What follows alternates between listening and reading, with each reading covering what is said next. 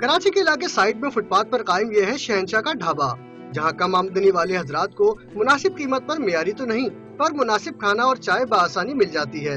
लोगों का कहना है कि बड़े होटल का बिल भी बड़ा होता है, इसीलिए वो यहाँ आकर पेट की आग बुझा लेते हैं।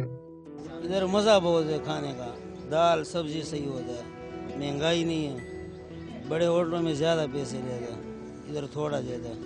होटल बना हुआ है यहाँ पर, हवा अच्छी लग रही है, तो यहाँ खाने का बैठने का मजा ही कुछ और है। और ये है ढाबे के मालिक। नाम तो इनका शहंशाह है, लेकिन काम मजदूरों वाला करते हैं। और लगे हाथों मौसूफ ने हुकूमत से सस्ते आटे की अपील भी कर डाली। हुकूमत से हमारा गुजारिश है कि शहबाज शरीफ की तरह जैसा पंजाब में वो आटा सस्ता देता है कैंटीन रेट पे, यहाँ पे हमारे को सस्ता आटा मिले ताकि आगे हम भी सस्ता रोटी बेचें। गरम गरम रोटियां पकाने वाले ईसा खान की तो बात ही निराली है। रोटियों के साथ साथ पश्तो शायरी भी फरमाते हैं।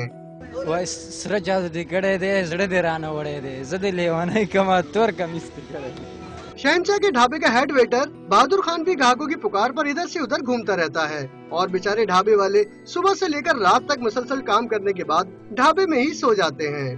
कैमरामैन फहीम रजा के साथ महराज अख्तर, डॉन न्यूज़, कराची।